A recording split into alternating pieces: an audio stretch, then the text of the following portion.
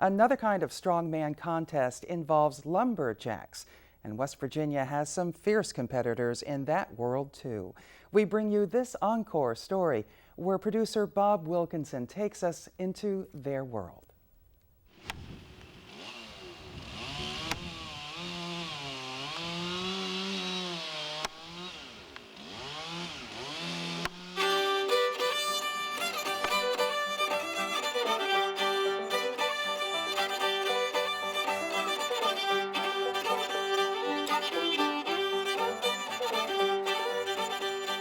Fill the rivers full of water, of logs.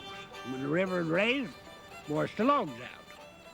And nearly all that time, poplar being taken out. No poplar was took out that had a hole in it.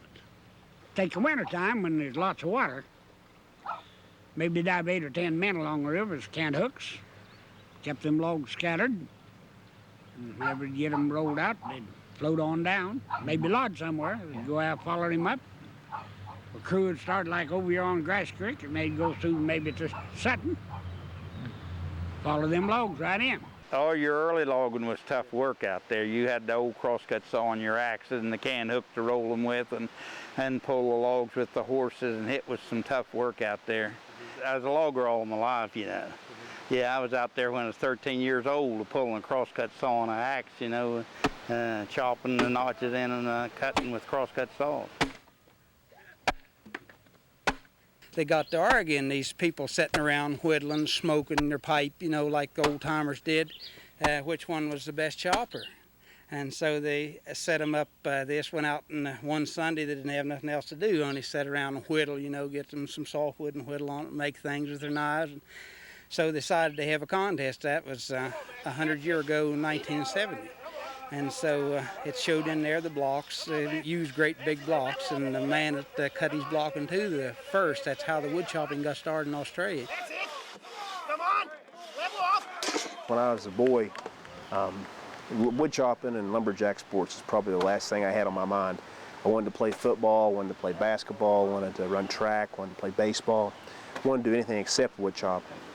And then when I was about 17 or 18, I realized I wasn't big enough to play football at WVU, and I wasn't good enough to wrestle or do anything else. So I kind of fell into wood chopping as something to do because my dad already had the equipment. And so I played with it as a child and followed him to all the shows and done it just for something to do on the weekends. Timers ready, contestant, ready, set, go! Come on, ladies and gentlemen, pick a winner, give me a great big hand. What do you say? Big hand, big hand, big hand for. Come on, big hand, ladies and gentlemen. I think most of the competitors learn off their fathers or off relatives. Because it's such a dangerous sport, it's really hard to get new people into it. But it's great in the USA here. A lot of the colleges, they have timber sports teams, and they compete against other colleges. And that's really great. It enables you to get more competitors into the sport, and it's really a good thing. We don't have that back in New Zealand and Australia. Most of the new competitors come in by either by learning off their fathers or learning off friends. I was standing outside playing in the yard, and my father has been competing for 35 years and came over and asked me if I wanted to try it, and I, of course, jumped on the opportunity, and I've been sawing ever since. This year I'm competing in the women's underhand for the first year, so I'm learning how to chop as well. And I'm gonna take a little bit more. You see, I'm close to the middle line here. I'm going a little wider this end to be sure that I won't be stuck, like I said, in the middle. So I will have about like 8-9 inches in between my 2 feet when I'm gonna chop. And sometimes maybe more, because I know when I'm chopping on that side, then my right foot is almost on the top of it, so the left foot is not as close as of the line, because that's where the hack's gonna hit. But this one, it's not too bad because the hacks just can touch that foot. But then when I will chop the other side, and that foot gonna get farther away, and this one's gonna get a little closer. Or sometimes you're gonna go like by the end, you just chop a little bit on the end, then you can just check with the axe how the axe goes on it and how much moisture you got on it. So right now, this block doesn't look too bad.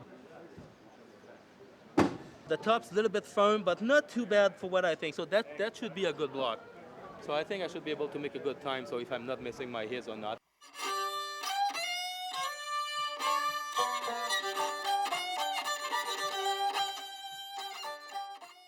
Every one of the events that is going to be at the Woodchopping Festival is actually an incarnation of something they did in the woods over 100 years ago. The underhand chop, where we stand on top of the log and cut the log between our feet, is a indication of when the log fell to the ground, they would cut it up into log lengths by actually standing on top of the log and cutting it in two. Used to be when they were making log cabins, that's how they had to do it before they had crosscut saws, or saws they could use to square up the butt ends of logs. They actually had to chop them. And the other events, like the standing block chop, where we cut a vertical piece of timber that's affixed to a stand approximately 30 inches high, that is actually a simulation of falling a tree in the woods, where we actually cut a front end of the log, turn around on the back side, cut the back end, and have it fall a certain direction.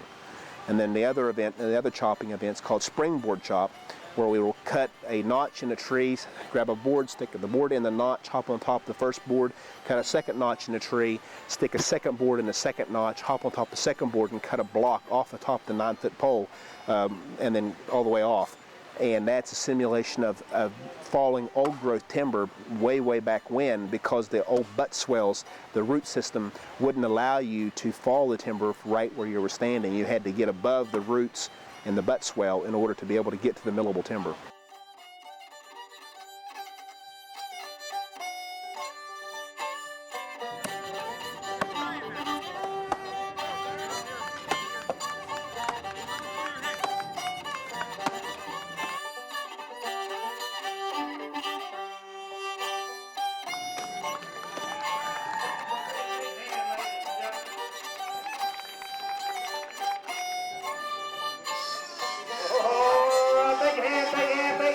Ladies and gentlemen.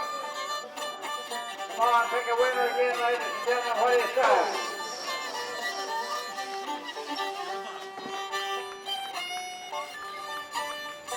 Ready, set,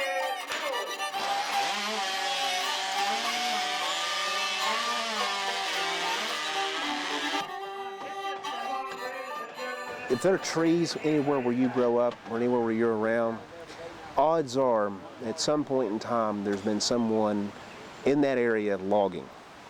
And if you've been there for 3 or 4 generations, odds are someone in your family has cut down a tree at one point in time. If that's been more than 50 to 100 years ago, they was using an axe or a crosscut saw. And what we're doing by competing in lumberjack sports is maintaining a heritage of the old work ethic of old-time logging and preserving it for future generations.